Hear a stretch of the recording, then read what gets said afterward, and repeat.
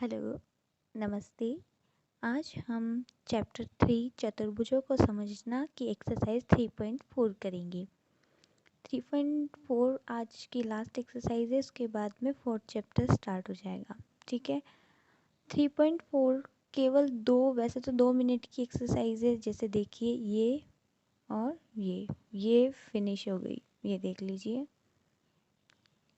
ये कैसे फिनिश हो गई। अब चाहे तो आप इसको स्टॉप करके सारा देखकर लिखकर और बस ये आपकी 3.4 कंप्लीट हो गई है, क्योंकि ये पूरी 3.4 थ्योरिकल है। इसमें कोई सॉल्विंग चीज़ नहीं है। लेकिन कुछ कभी क्या होता है, थ्योरिकल चीज़ भी किसी किसी को समझनी होती है, तो मैं इसको समझाऊंगी ज़रूर हूँ। लेकिन जिसको ऑलरेडी पढ़कर समझ में आता है तो वो केवल ये केवल 1 मिनट या 2 मिनट तक आप देख के आप लिख के बस आपकी ये पूरी एक्सरसाइज हो सकती है। लेकिन जिसको समझना है उसके लिए मैं अब समझाना स्टार्ट करती हूँ। ठीक है। बाकी ये आपकी 3.4 कंप्लीट। इस 6th क्वेश्चन का आंसर थोड़ा सा बच गया है, जो कि ये इधर है। ठीक है। अब हम स्टार्ट करते हैं पूरा समझ के कि कैसे क्या क्या आंसर कैसे बना। ठीक है। फर्स्ट क्वेश्चन देखिए। फर्स्ट क्वेश्चन क्या कह रहा है कि सत्य और असत्य बताना है। तो कारण नहीं बताना, only for true and false, सत्य या असत्य बताइए। तो फर्स्ट है कि सभी आयत वर्ग होते हैं, तो ये होगा असत्य। अब आप कुछ टीचर्स बस बता देते कि असत्य लिखना है इसमें सत्य, लेकिन मैं आपको रीज़न भी बताती हूँ कैसे। ये बोल रहा है सभी आयत वर्ग होते हैं, तो आपको अप्लाई किस पर करना है और किस को करना है, तो ये दो अंतर है। अप्लाई आयत पर करना है और किसको करना है, वर्ग को करना है। कैसे, जैसे मान लीजिए मैं आपको बताती हूँ, ये एक आयत है। ठीक है। अब आयत को मैं क्या, अब ये लास्ट वाला जो होता है ना, जो बाद में वर्ड लिखा होता है, तो इसमें से आयत पहले लिखा हुआ है और बाद में क्या लिखा हुआ है, वर्ग। तो ये वर्ग बाद में लिखा हुआ है, इसका मतलब क्या है कि ये पूछ रहा है कि अब अगर हम इस आयत को वर्ग कह सकते हैं क्या, जो लास्ट में आता है ना उसको अप्लाई करके देखो, तो क्या हम आयत को वर्ग कह सकते हैं। तो आप बताइए, मैं इसको वर्ग बोल दूं क्या, नहीं। क्यों, क्योंकि दिख रहा है। चलो इसकी कौन कौन सी, मान लो समकोण है इसके, तो वर्ग के भी समकोण होते हैं, तो मैं कह सकती हूँ कि हाँ ठीक है, कोई बात नहीं। लेकिन भुजाएं देखिए, वर्ग की तो चारों भुजाएं बराबर होती है। इसको देखते ही पता चल रहा है, इसमें केवल आयत में आपको आयत की विशेषता पता भी है कि आमने सामने की भुजाएं बराबर होती है, इसलिए हम इसको वर्ग नहीं कह सकते। तो ऑब्वियसली इसमें क्या आएगा, असत्य, गलत है, यानी ये असत्य है। ठीक है, समझ में आया। नेक्स्ट, सभी समचतुर्भुज और आयत भी, सभी समचतुर्भुज और आयत भी होते हैं। एक सेकेंड, ये क्वेश्चन, इसमें टाइपिंग मिस्टेक हो गई है, थोड़ी सी टाइपिंग मिस्टेक है, थोड़ा सा टाइप में मिस्टेक हो गया है। तो आप यहाँ से देख लीजिए इसका बी, इसमें लिखा हुआ है कि सभी समचतुर्भुज समांतर चतुर्भुज होते हैं। तो देखते हैं हम कि सभी समचतुर्भुज समांतर चतुर्भुज होते हैं क्या। तो इसका आंसर वैसे तो सत्य है, यानी हाँ होते हैं। कैसे होते हैं अब मैं वो बता देती हूँ। ये है, जैसे मान लीजिए आपका समचतुर्भुज। ठीक है। इस समचतुर्भुज में वर्ग की तरह चारों भुजाएं बराबर होती है, बस सारे कोण 90 डिग्री के नहीं होते। तो हमें एंगल से अभी मतलब नहीं, हमें समचतुर्भुज और समांतर चतुर्भुज देखना है। और समांतर चतुर्भुज में आमने सामने की भुजाएं बराबर होती है। ठीक है। अब जैसे पहले था, तो मैंने इसमें क्या बताया, लास्ट वाला अप्लाई करके देखा करो वर्ड पहले वाले में। तो पहला तो क्या था, समचतुर्भुज, तो ये रहा समचतुर्भुज। अब इसको क्या हम समांतर चतुर्भुज, मैंने कहा ना लास्ट वाला अप्लाई करके देखो। जैसे हमने आयत में देखा था, क्या देखा था कि वर्ग कह सकते हैं या नहीं कह सकते, तो आयत को हम वर्ग नहीं कह सकते थे। तो वैसे ही अब देखिए, समचतुर्भुज को हम समांतर चतुर्भुज कह सकते हैं या नहीं कह सकते। तो समांतर चतुर्भुज कह सकते हैं क्या, देखो समांतर चतुर्भुज में आमने सामने की भुजाएं बराबर होती है। तो आमने सामने, जब इसकी सम चतुर्भुज की चारों भुजाएं समान है, तो इस आमने सामने की भी होगी ऑब्वियसली। और बाकी तो सारी मिलती ही है कंडीशन। इसके समद्विभाजित करते हैं, इसमें भी विकर्ण समद्विभाजित करते हैं, तो यानी हाँ, हम सम चतुर्भुज को तो समांतर चतुर्भुज कह सकते हैं। अगर उल्टा पूछते तो असत्य होता, क्योंकि इसमें जैसे अगर कह देते कि क्या समांतर चतुर्भुज को हम सम चतुर्भुज कह सकते हैं, यानी सम चतुर्भुज होता है, तो नहीं। क्यों, क्योंकि सम चतुर्भुज की सभी बराबर होती है और इसमें तो सभी नहीं होती। तो अभी तो हमें क्या पूछा है, अभी हमें जो पूछा है हम वो देखते हैं। अभी हमें पूछा है कि एक समचतुर्भुज को हम समांतर चतुर्भुज कह सकते हैं क्या, यानी होता है क्या समांतर चतुर्भुज। तो हाँ, हम होता है, क्योंकि समांतर चतुर्भुज में आमने सामने की बराबर बराबर होती है, और सम चतुर्भुज में भी आमने सामने तो बोल ही सकते हैं क्योंकि जब चारों बराबर है, यानी ये सत्य है। ठीक है, क्वेश्चन ये करेक्ट कर लेना, टाइपिंग मिस्टेक हो गया था उसमें। ठीक है, इसमें आप टाइपिंग मिस्टेक है तो सही कर लेना। ठीक है, अब देखिए नेक्स्ट है आपका थर्ड क्वेश्चन। सभी वर्ग, इसका तो मैंने बता दिया ना सत्य होगा, ये देखिए 20 सत्य। ठीक है, थर्ड देखिए, सभी वर्ग सम चतुर्भुज और आयत भी होते हैं। तो ऑब्वियसली होते हैं, हाँ कैसे, मैं वो बता देती हूँ। पहले ये देखिए किसके बारे में बात कर रहे हैं, वर्ग के बारे में। वर्ग को कह रहे हैं, ठीक है ये रहा वर्ग। अब इसमें बताइए सम चतुर्भुज और आयत भी होते हैं क्या। तो सम चतुर्भुज क्या होता है, ये देखिए ये है, और एक आयत ये है। ठीक है, तो अब ये होता है या नहीं होता है देख लेते हैं। आयत की क्या होती है, वही आयत में आमने सामने की भुजाएं बराबर होती है। ठीक है, यही एक अलग कंडीशन है, बाकी कंडीशन तो वर्ग की तरह ही है कि एंगल इसके 90 डिग्री के होते हैं सभी कोण, तो वो तो सब सेम है। लेकिन अंतर क्या है, ये वर्ग है और ये क्या है आपका आयत। तो आयत में क्या होता है, आमने सामने की बराबर है। तो जब मुझे बताइए वर्ग में सारी चारों भुजाएं एकदम समान है, तो क्या आमने सामने की भी बराबर होगी, तो यानी आयत वाली विशेषता इसमें अप्लाई हो सकती है, यानी हम वर्ग को आयत कह सकते हैं। ठीक है, क्योंकि आयत की कंडीशंस अप्लाई होती है। ठीक है, अब देखते हैं सम चतुर्भुज की भी देख लेते हैं कि सम चतुर्भुज में, तो सम चतुर्भुज में क्या होता है, सारी चारों भुजाएं बराबर होती है, ऑब्वियसली चारों भुजाएं बराबर होती है। तो ऑब्वियसली यानी हम कह सकते हैं कि एक वर्ग सम चतुर्भुज और आयत, वर्ग को हम सम चतुर्भुज भी कह सकते हैं और आयत भी कह सकते हैं। ठीक है, तो ये अब नेक्स्ट क्वेश्चन है थर्ड डी है, सभी वर्ग समांतर चतुर्भुज नहीं होते हैं। इसमें ये याद रखिए नहीं भी पूछ रहा है, तो ऐसा तो हो नहीं सकता है। नहीं क्यों, क्योंकि बड़े से छोटे में जाना ना। ये देखो अभी तक हमने देखा वर्ग एक सम चतुर्भुज भी कह सकते हैं, आयत भी कह सकते हैं, क्योंकि ये आयत वगैरह में ऐसी कंडीशंस है जो वर्ग में तो क्या सारी कंडीशंस अप्लाई हो चुकी है। तो ये एक ऐसा है कि इसको कोई और नहीं कह सकते, बट इसको सब छोटे जो जो आ रहे हैं इसके अंदर जो आते हैं वो सब हो सकता है। कैसे, अब देखिए अब वापस देखते हैं, अब हम वर्ग वही वर्ग है। ठीक है, अब इसमें देखिए इसको कह रहे हैं समांतर चतुर्भुज। अब ये देखिए समांतर चतुर्भुज ऐसा होता है। तो जब समांतर चतुर्भुज की हमें पता है आमने सामने की बराबर होती है, तो जब वर्ग की चारों भुजाएं बराबर होती है, ये जो वर्ग है इसकी चारों भुजाएं बराबर होती है, तो क्या हम इसके आमने सामने की नहीं बोल सकते हैं, आमने सामने की भी बराबर ही होगी। तो यानी हम वर्ग को समांतर चतुर्भुज कह सकते हैं, लेकिन इसमें क्या दिया हुआ है, नहीं होते, नहीं कह सकते हो, यानी नहीं होते। तो यानी ये गलत है, क्योंकि सभी वर्ग जो है वो समांतर चतुर्भुज होते हैं, यानी समांतर चतुर्भुज कह सकते हैं। तो इसमें नहीं लिखा हुआ आगे, इसलिए ये कथन असत्य है। ठीक है, आया समझ में। अब नेक्स्ट देखते हैं, सभी पतंगे सम चतुर्भुज होती है, तो ये असत्य होगा। अब देखिए क्यों, कैसे पतंग होती है ऐसी। ठीक है,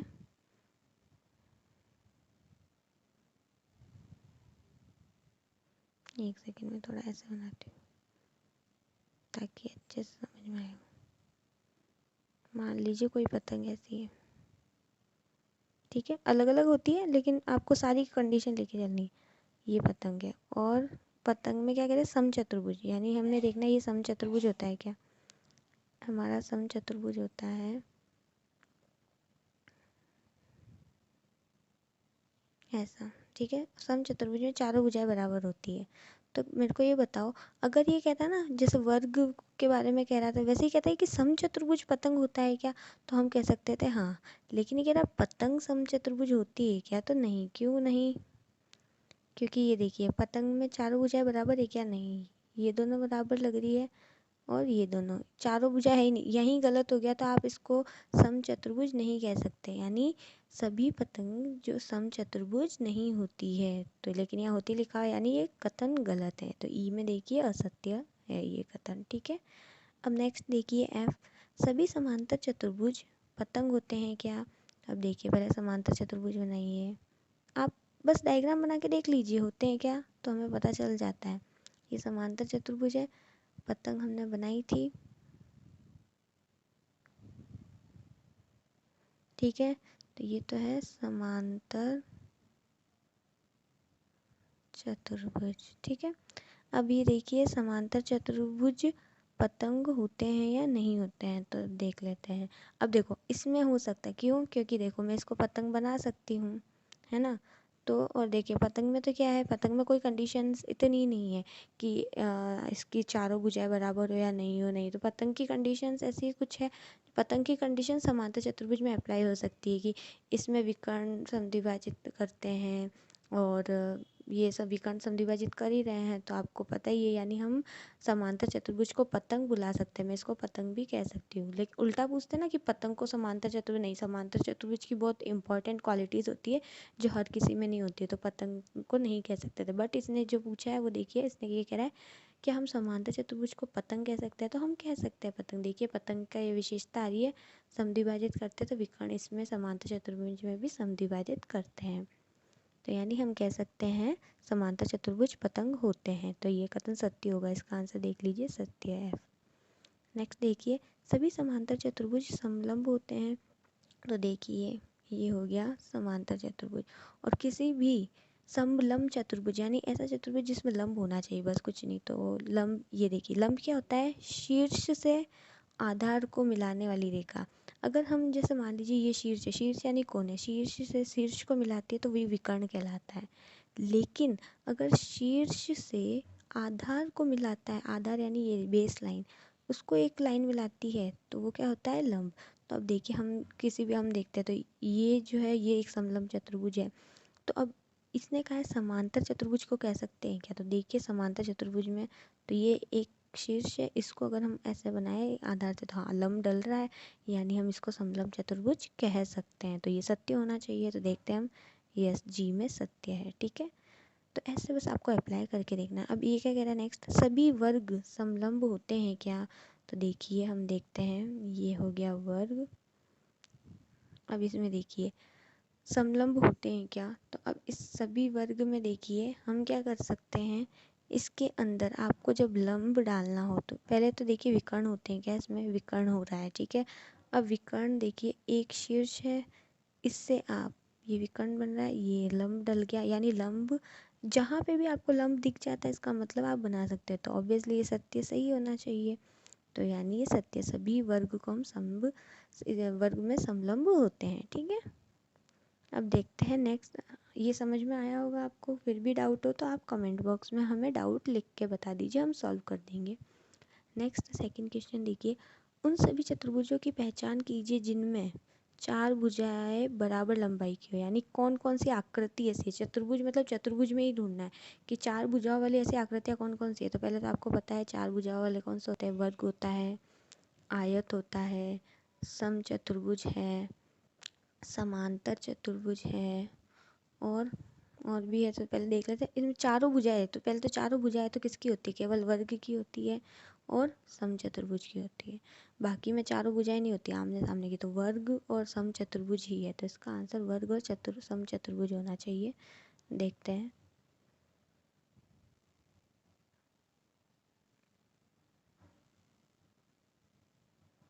क्या कह रहा है, वह चतुर्भुज जिसकी चारों भुजाएं की लंबाई बराबर होती है, तो वो कौन कौन सा है, वर्ग और समचतुर्भुज। देखिए दो ही है, मैंने दो ही बताया, एक तो वर्ग और एक समचतुर्भुज, इन्हीं की है जो चारों भुजाएं बराबर होती है, भुजा यानी साइड्स। सेकंड कह रहा है, सेकंड का सेकंड का बी क्या क्वेश्चन है, चार समकोण, तो समकोण कौन कौन सी आकृति के होते हैं, पहले तो दो ही आकृति के होते हैं कोण जो होते हैं, समकोण यानी 90 डिग्री के होते हैं, तो कौन सा है, एक तो वर्ग है और एक आयत है, इनके जो कोण हैं आंतरिक कोण वो 90 डिग्री के होते हैं, ठीक है। बाह्य कोण भी 90 के ही होंगे, मतलब ये दो ही है, वर्ग और आयत ही होना चाहिए। तो जो चारों कोण होते हैं वो कौन से, एक तो वर्ग और एक आयत, ठीक है। कितनी इजी एक्सरसाइज है, इसलिए मैंने कहा था ये, इसमें रीज़न अगर किसी को चाहिए तो वो मैं बता भी रही हूँ, अगर नहीं भी हो तो पढ़ के ही समझ में आ जाएगा आपको, ठीक है। नेक्स्ट देखते हैं थर्ड क्वेश्चन। थर्ड क्या कह रहा है कि बताइए कैसे एक वर्ग, अब सब वर्ग पे अप्लाई करना है, तो वर्ग तो हमारा बना हुआ ही रहेगा, ठीक है। वर्ग, ये वर्ग है हमारा, वर्ग एक चतुर्भुज है क्या, तो आप पहले देखिए कि है या नहीं है। तो चतुर्भुज की क्या क्या विशेषता होती है कि एक तो पहले तो वर्ग की विशेषताएं देख लीजिए, वर्ग में हमें पता है चार भुजाएं होती है जो कि बराबर होती है, चारों भुजाएं बराबर, समकोण यानी 90 डिग्री के होते हैं सभी कोण, ठीक है। तो ये सब इसकी विशेषता है। तो अब देखिए चतुर्भुज कह सकते हैं इसको ऑब्वियसली। चतुर्भुज को वर्ग नहीं कह सकते क्योंकि चतुर्भुज जरूरी नहीं है हम चतुर्भुज में सम चतुर्भुज बना दे तो ये वर्ग में तो 90 डिग्री के होते हैं तो इसमें नहीं, तो हम चतुर्भुज को वर्ग नहीं कह सकते। लेकिन ये पूछ रहा है वर्ग को चतुर्भुज कह सकते हैं क्या? हाँ कह सकते हैं। तो इसमें देखिए ये क्या कह रहा है, एक इसका आंसर क्या होगा, कैसे एक वर्ग है, क्यों हम इसको चतुर्भुज कह सकते हैं, क्योंकि वर्ग की 4 भुजाएं होती है और अतः एक चतुर्भुज में भी 4 भुजाएं होती है। तो हम इसको वर्ग को चतुर्भुज कह सकते हैं, यानी वर्ग चतुर्भुज होता है। सेकंड है कि एक समांतर चतुर्भुज होता है, तो ऑब्वियसली वर्ग का पूछ रहे हैं तो होगा ही। क्यों? क्योंकि समांतर चतुर्भुज की जैसे विशेषता क्या होती है, अगर वो वर्ग में है तो हम कह सकते हैं। तो समांतर चतुर्भुज की भुजाओं के इसमें क्या कह रहा है, युग्म समानांतर होते हैं। युग्म यानी जोड़े, यानी दो भुजाओं, यानी जोड़े आते ही दो भुजा, यानी दो दो भुजा समानांतर, यानी समान अंतर की होती है। तो देखिए समान अंतर यानी इन दो भुजाओं के बीच का अंतर देखिए, अगर हम इसको बढ़ाए आगे तो अंतर बराबर होता है, कभी एक दूसरे को नहीं काटेगी। तो इसको हम समानांतर चतुर्भुज कह सकते हैं। ठीक है, फिर नेक्स्ट है एक सम चतुर्भुज। तो एक सम चतुर्भुज भी कह सकते हैं इसको। कैसे कह सकते हैं, एक वर्ग एक समांतर चतुर्भुज है जिसकी चारों भुजाएं बराबर लंबाई की होती है, अतः एक सम चतुर्भुज है। इसका मतलब आप डायरेक्ट समझिए, सम चतुर्भुज में क्या होता है, सम चतुर्भुज में भी चारों भुजाएं बराबर साइज की होती है और वर्ग में है क्या, देखिए चारों भुजाएं बराबर है, तो हम इसको एक सम चतुर्भुज भी कह सकते हैं इसलिए।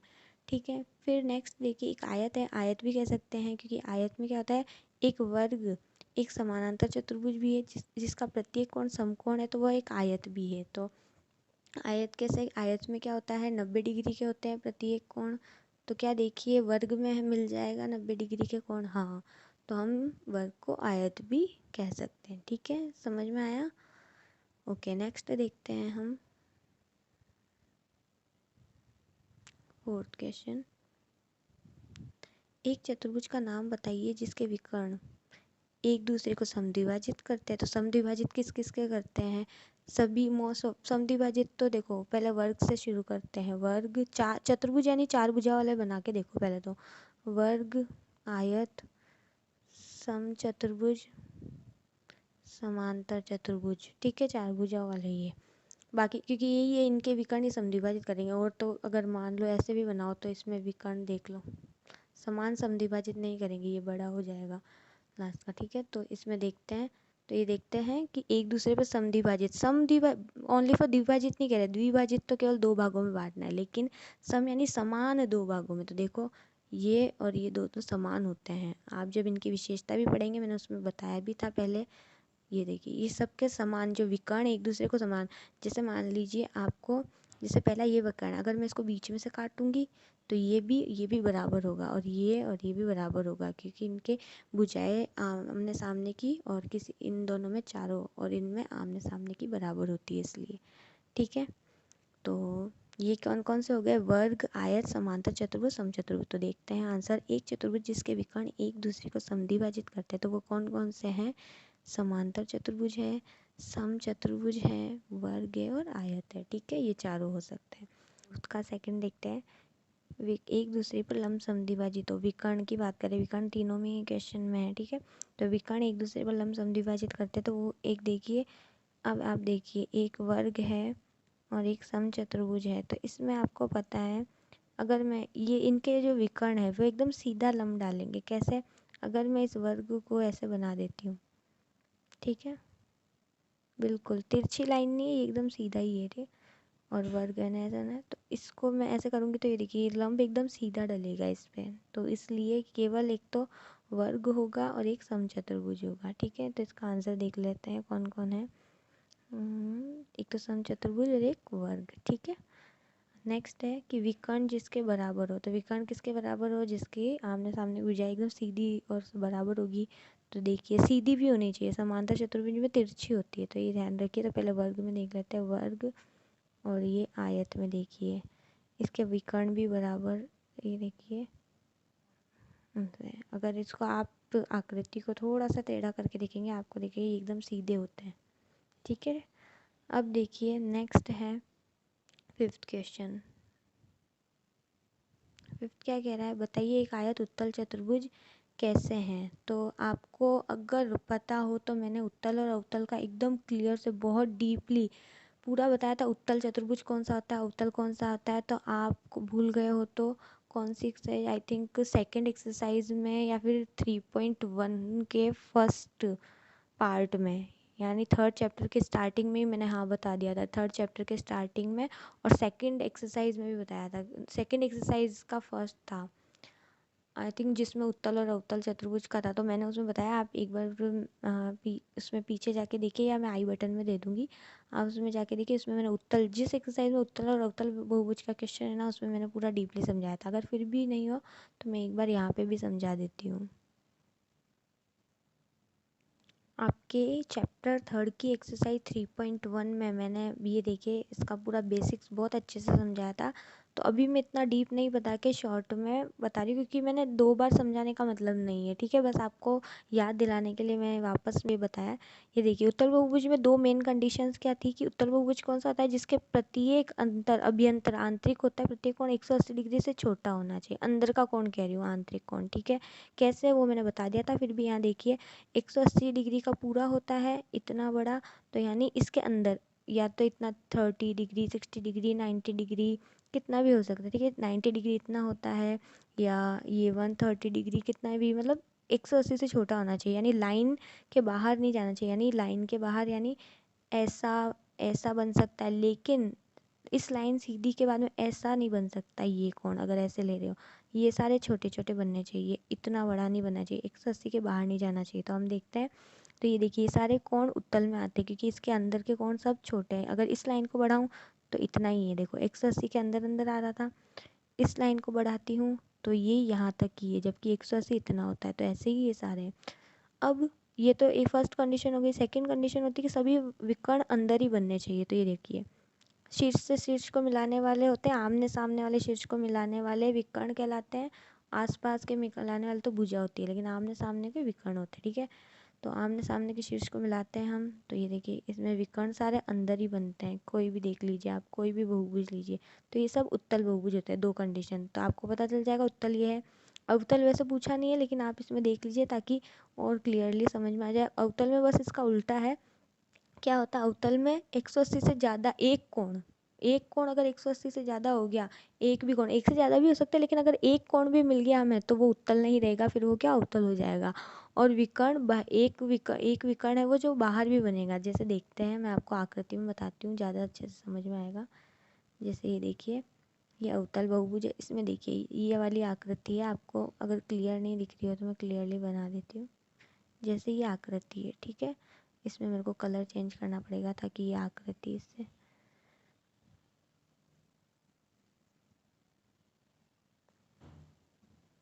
ये देखिए। अब इसमें देखिए, ये अंदर के कोण 180 से छोटे ही हैं, लेकिन एक ये देखिए, ये वाला 180 से बड़ा है। कैसे बड़ा पता चला मुझे, अगर मैं इस लाइन को बढ़ाती हूँ तो ये 180 अब इसके बाहर तक जा रहा है, ये एक्स्ट्रा हो गया, तो यानी ये 180 से बड़ा है। और अगर मैं वो लाइन बढ़ाती हूँ तो भी देख लीजिए, इस लाइन को बढ़ाऊँ तो भी ये 180, तो यहाँ तक ही हो जाता है, ये एक्स्ट्रा है, यानी ये एक 180 से बड़ा है। तो मेरे को पता चल गया कि ये उत्तल नहीं है, ये अवतल बहुभुज है। और दूसरा देखिए, शीर्ष से शीर्ष को मिलाने वाले, आमने सामने के शीर्ष को मिलाने वाले विकर्ण होते हैं, और ये देखो ये विकर्ण बाहर बन रहा है। एक विकर्ण भी बाहर बन जाता मतलब ये अवतल है। तो आपको पता चला होगा। तो अब चलते हैं हम क्वेश्चन की तरफ। अब देखिए, तो हम कह रहे हैं कि एक आयत उत्तल हो सकता है क्या, तो आयत उत्तल हो सकता है क्या, देख लीजिए। अपन देखते हैं, एक सेकेंड। अब देखिए, एक आयत उत्तल होता है क्या, तो पहले तो आयत बना दीजिए। ये रहा आयत। अब उत्तल की 2 कंडीशन, एक तो 180 डिग्री से कोण छोटा होना चाहिए, ठीक है, छोटा। तो इसके सारे कोण 90, अंदर के कोण, आंतरिक कोण देखिए 90 डिग्री है, यानी 180 से छोटा होता है, तो ये तो अप्लाई होगी। सेकंड कंडीशन, विकर्ण सभी, इधर बना देती हूँ मैं वापस आयत। विकर्ण अंदर होने चाहिए, सभी विकर्ण। तो एक ही शीर्ष, एक ही आमने सामने का शीर्ष, एक विकर्ण अंदर है। ये भी आमने सामने के शीर्ष है, दोनों विकर्ण अंदर, यानी हो सकता है। तो एक आयत उत्तल चतुर्भुज है, तो हाँ होगा। तो एक आयत उत्तल चतुर्भुज है, क्योंकि देखो 180, प्रत्येक कोण 180 से कम है, यानी छोटा है, ठीक है। कम या छोटा कुछ भी बोल दीजिए। और दोनों विकर्ण पूरी तरह से अंदर यानी अभ्यंतर में बने हुए हैं, ठीक है। आई होप समझ में आ रहा होगा आपको। अब नेक्स्ट लास्ट क्वेश्चन है 6th। इसमें देखिए ये क्या कह रहा है कि एक समकोण एक ए बी सी एक समकोण त्रिभुज है। ए बी सी एक समकोण त्रिभुज है, यानी समकोण 90 डिग्री वाला त्रिभुज है, ठीक है। ओ समकोण की सम्मुख भुजा की मध्य बिंदु है। ये जो ओ है ये सम्मुख की भुजा है, इसकी किसकी, ये है, ठीक है। सम्मुख भुजा का मध्य बिंदु है तो ओ मध्य बिंदु है, ठीक है। बताइए कैसे ओ बिंदु ए बी सी से समान दूरी पर स्थित है। बिंदुओं से चिन्हित अतिरिक्त भुजाएं आपकी सहायता के लिए खींची गई है। ये जो है ये हमारी अपनी सहायता के लिए खींची गई है, ठीक है। अब समान दूरी पर कैसे है वो हमें बताना है, ठीक है। तो हम देखते हैं। अब इसको देखिए, पहले मान लीजिए ये बना हुआ ही नहीं है, ये वाला बना हुआ ही नहीं है, ठीक है। ये बना हुआ ही नहीं है तो हमारे पास केवल क्या ये वाली आकृति होगी। तो आपको जैसे कि पता है, पहले अभी इसके पहले एक क्वेश्चन आया था विकर्ण वाला, फोर्थ क्वेश्चन का थर्ड अगर पता हो तो उसमें लिखा होता है एक चतुर्भुज का नाम बताइए जिसके विकर्ण बराबर हो। तो उसका आंसर केवल क्या था, वर्ग और आयत ही था। ये मैंने बताया था, इस वर्ग और आयत के विकर्ण ही बराबर होते हैं, ठीक है। हमें ये पता है क्यों, क्योंकि ये देखिए इनके विकर्ण एकदम बराबर होंगे। क्योंकि देखो समचतुर्भुज में और समांतर में क्या होता है, मान लीजिए मैंने ऐसा बनाया समांतर चतुर्भुज, ठीक है। अब इसमें देखिए कहाँ से आपको ये छोटा बड़ा फिर ऐसे, तो यानी विकर्ण केवल आयत और इसके ही बराबर होते हैं। तो हमें केवल इतना तो पता है, हमें अगर ये जो है इसकी दूरी बराबर निकालनी है, यानी ये ए सी ये जो ओ बिंदु से कितनी एकदम बराबर दूरी पे है, तो हमें ये या बस इतना पता करना होगा कि ये तीनों लाइनें बराबर है, तीनों विकर्ण बराबर है। अगर हमने ये सिद्ध कर दिया तो बराबर है, तो आपको ये पता चल जाएगा कि AC एकदम समान डिस्टेंस पर खड़ी है, समान दूरी पर, क्योंकि इसकी दूरी और इसकी दूरी जितनी ये दूरी है तो एकदम समान दूरी पर है ये। तो हम देखेंगे, तो हमें केवल ये पता करने के लिए कि ABC समान दूरी पर है या नहीं है, तो हमें केवल ये देखना है कि ओ से, तो ए से हमें केवल इनकी दूरियां देखनी है। हमें यही तो बताना है कि AB BB और C इससे समान दूरी पर है क्या, तो यानी इसकी दूरी इसकी दूरी इसकी दूरी तीनों बराबर नहीं चाहिए, तो इस दूरी को हम यहाँ चित्र में विकर्ण बोल सकते हैं। तो तीनों विकर्ण अगर बराबर हो गए तो हम कह सकते हैं। तो अब देखते हैं हम क्या कहते हैं कि चूंकि BO को D तक, अगर मैं BO को D तक इस प्रकार बढ़ाएं कि BO बराबर, इसमें थोड़ा यहाँ पे है, तो इस प्रकार बढ़ाए कि मैं आपको बता देती हूँ BO बराबर OD होना चाहिए, यानी BO बराबर OD। ये BO जितनी ही हमें बढ़ानी है, लेकिन हमें पता कैसे चलेगा, तो हम कैसे करेंगे, पहले तो इसको बिना नाप तक आगे बढ़ा देंगे, ठीक है। तो मैं क्या करूँगी, ये दोनों मेरे को बराबर चाहिए ना, तो मान ली ये अभी बना हुआ नहीं है, ठीक है। पहले मैं इधर कच्चा बना देती हूँ ताकि आपको पता चले। अभी हमारे पास केवल यही चित्र है, ABC और O, ठीक है। तो अब मैं क्या करूँगी, पहले मैं B को इतना बढ़ाऊँगी, पहले तो बिना नाप का, लेकिन मेरे को उतना ही बढ़ाना है जितना ये OB है, O और B है, ठीक है। तो अब मेरे को कैसे बढ़ाऊँगी, अब मैं क्या करूँगी, ये जो BC है, BC के जितनी ही BC के जितनी ही यानी ये जो BC है इसके जितनी ही A और D बना दूंगी, ताकि ये कट जाएगी तो मेरे को बिंदु पता चल जाएगा अच्छे से। तो ये आ गया हमारा D बिंदु और ये गया DC, तो हमारा एकदम बराबर हो जाएगा। तो ऐसे इस करके मैंने ये ऐसे इस प्रकार मैंने ये आकृति बना ली, ठीक है। तो अब हम इस आकृति में आ चुके हैं, ये रही हमारी आकृति।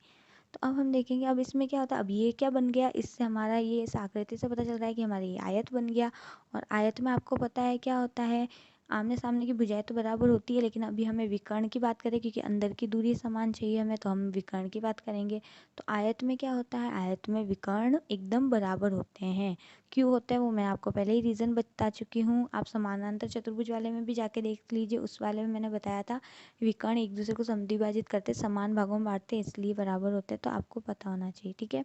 तो अब जब मेरे को पता है ये सारे बराबर है विकर्ण, तो क्या इस आयत के कारण अब मेरे को पता चल गया। अब इसका एक थोड़ा सा रीज़न आप पढ़ लीजिए, वैसे इतना लॉन्ग लिखने की ज़रूरत नहीं है, बट फिर भी पढ़ना चाहे तो अब देख सकते हैं इसमें क्या है।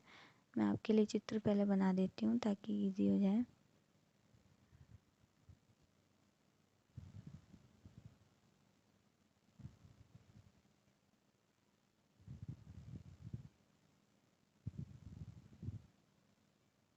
ठीक है, अब देखिए इसमें ये क्या कह रहा है, ओ डी तक बढ़ाया तो हमने इनको तो बराबर कर लिया, ठीक है। फिर ए डी और डी सी को मिलाइए, तो मिला लिया हमने, ए डी और डी सी को मिलाया तभी तो बराबर आया। इस प्रकार प्राप्त ए बी सी डी एक आयत है, हमें पता चल गया एक आयत है। इस आयत ए बी सी डी में इसके विकर्ण ए सी तथा बी डी बराबर है, क्योंकि हमें पता है ए सी, ये पूरा कह रहे हैं, ए सी बराबर बी डी है। अगर ये पूरा बराबर है तो ये छोटे वाले भी बराबर ही होंगे सारे।